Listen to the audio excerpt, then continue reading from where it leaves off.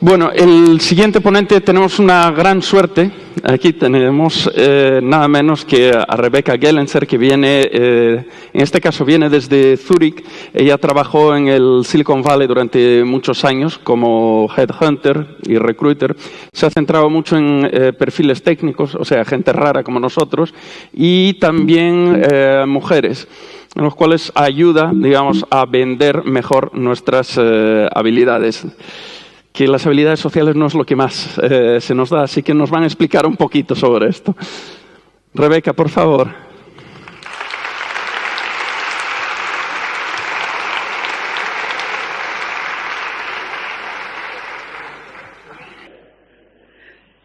Buenas noches.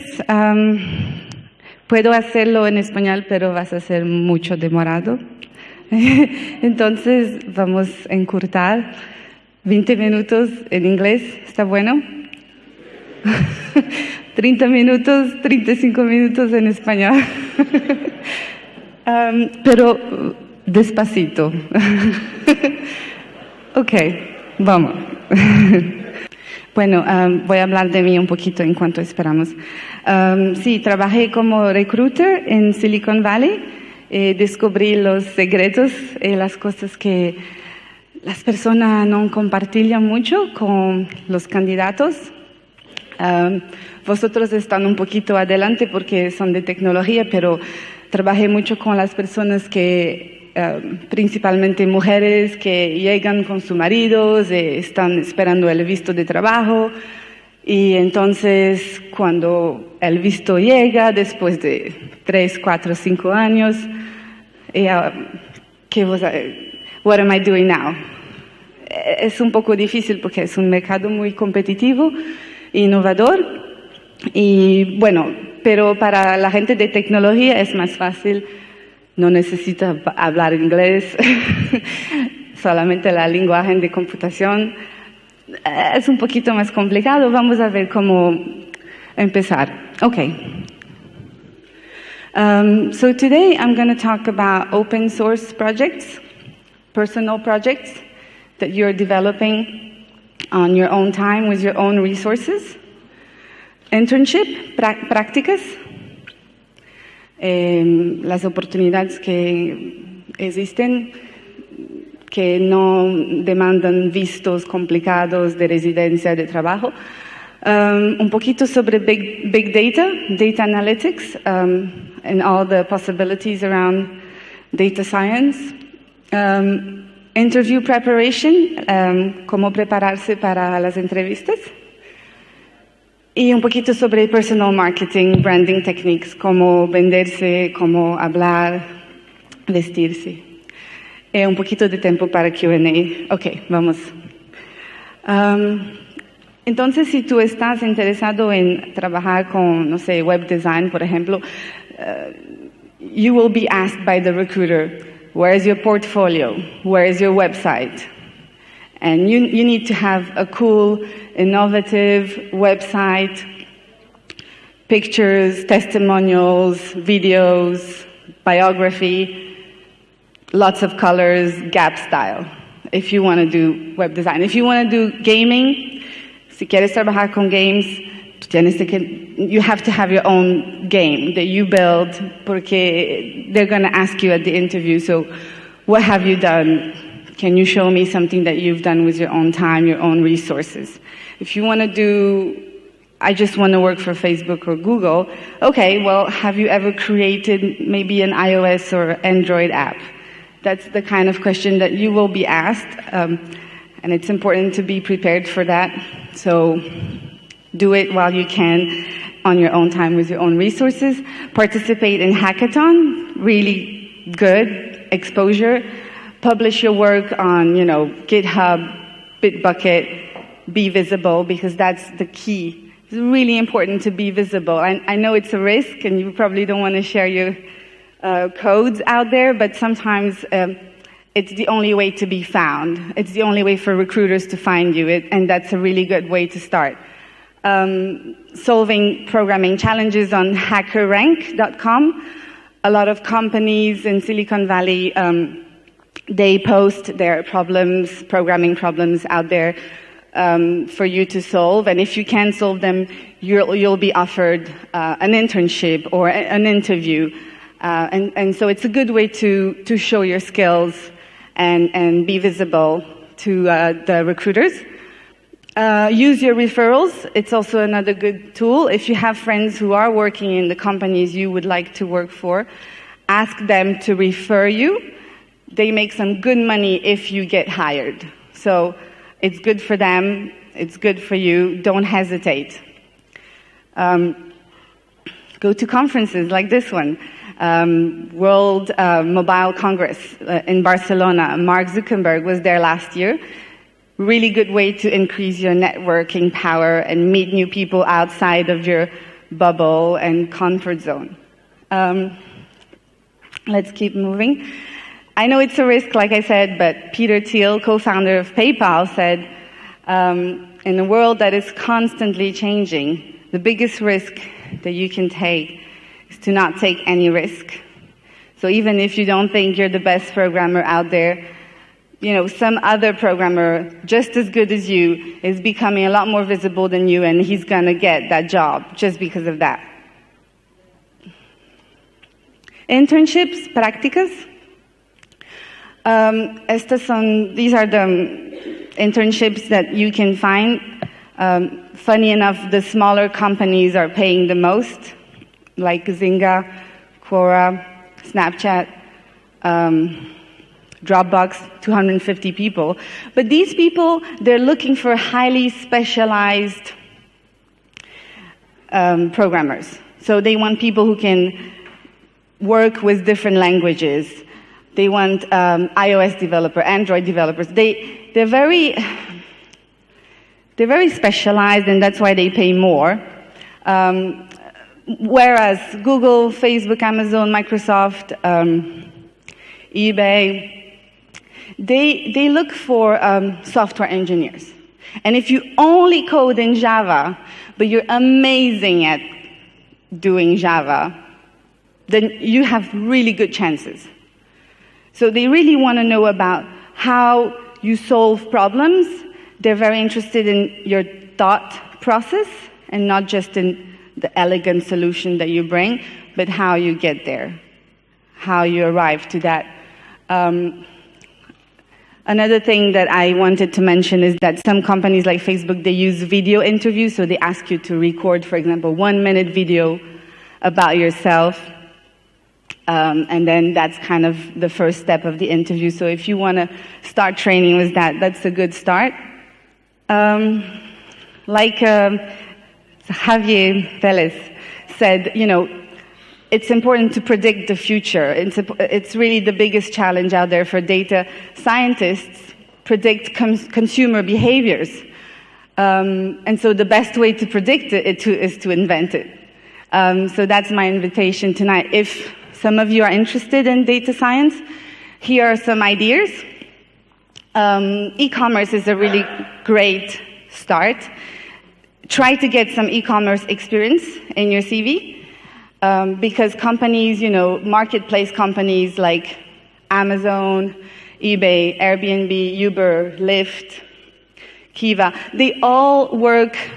They don't really have a product. They just have a platform, and it's a great platform, and they connect sellers to buyers or, users to service providers. And so what they need, they are desperate for data scientists, because, when you click search on eBay or on Amazon, and the products that are listed there, the first, the second, the third, they're all selected based on the demographics, based on the geographics, based on your previous purchase, based on your everything. It takes about a team of 100 people to just define which products are going to come on the first page of your search. That's pretty much the use of your skills. Someone said, the greatest mind of this century are focusing on getting people to click ads. I'm not simplifying, but it's true that all of this genius that you have sometimes is going to be used for optimizing website and, making sure ads are being used properly. How to monetize data is another great way of using your skills as a data scientist, if that's what you want to do. That's a very highly sought after skill. You will never be unemployed if you want to go down this road. So optimizing website, like I said, and to create new businesses. I mean, let's talk about Netflix and how they know everything you watch, how many times you watch, if you have kids, what your kids are watching, where you live. I mean, all that data is stored in their databases, servers. And if they want to, for example, start in the movie industry, they can, because they know exactly what people are watching. They know all the tendencies geographically. They know where you live. They know what your kids like to watch. So for them to either sell that data or start a new business based on that data, it's just so easy and so lucrative.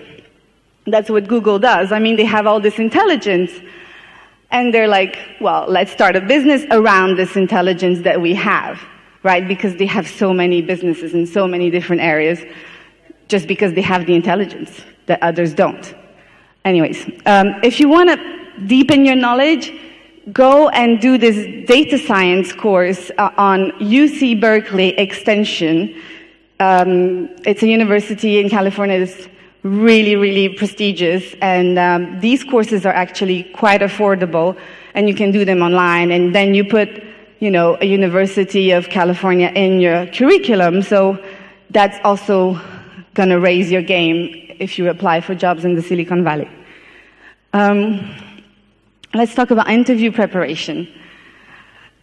Are you following me? Am I too fast? It's okay? All right. So Einstein, if I have an hour to solve a problem, then I'd spend 55 minutes thinking about the problem, and then 5 minutes thinking about the solution, which is kind of the way I would like you to approach interview and how to answer interview questions. Whether you're in tech or not, you're going to get a lot of behavioral questions. And they're like, tell me about a time when you had a very difficult boss. How did you go about that? These kinds of questions, they're just to assess your cultural fit and how you're going to fit into that family and if you're going to be a good match.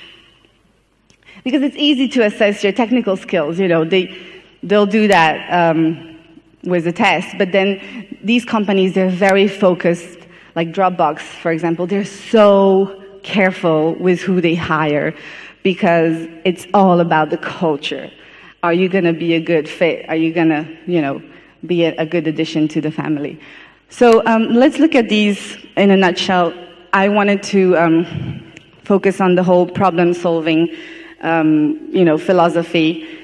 It's not about giving them an answer. It's really about how you get to that answer. What is the way that you take to achieve that elegant answer? What is your method and what is your process? So that's what they want to... So, for example, you want to work at Facebook. One advice, let's break it down. Facebook is not really about connecting people. Well, it is. But their real mission is to bring internet to everybody, to allow every single person to have access to information in the most remote rural areas. That's really what Internet.org is about. That's what Mark Zuckerberg is building. And this is his real mission, real purpose.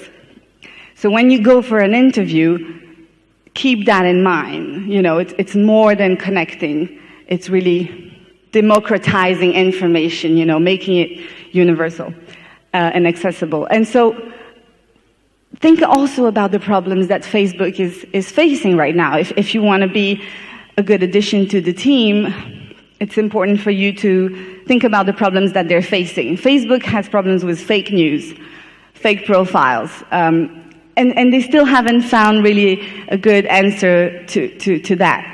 So maybe this is something that you want to work on. Maybe this is something that you can bring to an interview in an elegant way. You can bring your solution. Okay, maybe it's a big step, but you know what I'm saying? It's important for you to always analyze the mission and the problems that the company is facing and really study the industry. Executive presentation, I was talking with Pilar, who's going to present now.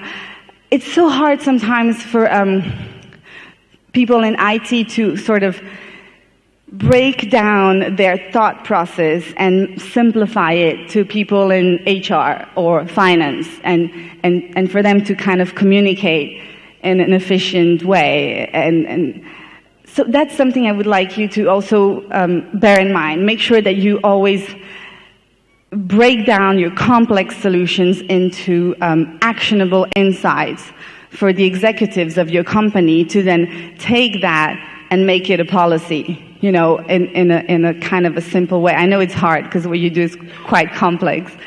Another thing I would like to recommend, Cracking the Coding Interview is a really good book if you want to prepare for interviews. Gail Lackman. And also, if you are not planning to go all the way to California to work in tech, you can also do that in Europe, of course. Dublin, Cork, London. Zurich is up and happening. I live there, and I've seen Facebook, Google, Amazon, Apple, eBay, they're all there, and they have pretty big offices because tax-wise, it's very profitable to be there. So Facebook just acquired this Oculus, who also is working with Zurich Eye.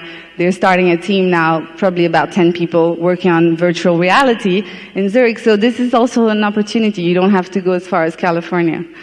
Behavioral questions, the ones that we just mentioned. Tell me about a time when you had to work with a difficult person, and how did you go about that? Or tell me about a time when you failed, and how did you go about that? These are difficult questions, but I'm going to give you the secret. How to answer them. It's really simple. You start with a statement. Okay, so for me, so you start. I'm answering. For me, a difficult person or a difficult boss is a micromanager. You start with a statement. You define what difficult means, and then you answer your own reasoning, your own definition of what difficult means. And you say, okay, I worked with a micromanager, and then I had to copy him in my emails, I had to meet him every day, I had to share a lot of information, and, I didn't really enjoy the ride, but I was successful, and I can work with any type of person. That's it. 1 minute. All your answers, 1 minute only. Short, to the point. Start with a statement. 1 minute max, otherwise you're going to lose it. You're going to lose the train of thought. Sometimes you get really silly questions. How many golf balls you can get in a school bus? 500,000. If you ever come across these silly questions, just go on Glassdoor and prepare for them, because you will have a few of these. Google asks things like, explain cloud computing to a 12-year-old. So you will get those. I hope you will be prepared, and go on Glassdoor. You will see there's a lot. Can you go to? Yeah. In summary, I just want you to make sure to prepare for these interviews with your colleagues and rehearse with your peers, and just really read the job description together, go through the interview questions that you will find on Glassdoor, do it together with your friends, do your homework on social media. You have to know the names of the people who are hiring you. You really have to go and find out what they do on LinkedIn, on Facebook, read their articles, be prepared, make sure you know who is interviewing you. This is so important, because they absolutely know who you are. Don't jump to a solution, and try coding on a whiteboard. They will ask you, Facebook and Google, to code on a whiteboard without the computer on a paper. So train with that as well. Know the challenges of the industry. Like I said, what is Facebook about? It's about connecting people, but also about bringing internet to everybody around the world. And prepare a smart question. Make sure to prepare a smart question because they will ask you, okay, do you have any questions for us? Prepare them in advance because they're not going to come to you. Last thing, I just wanted to ask you to avoid certain things, touching your hair and your face, talking about your personal life and your children or your ex-boss or your ex in general.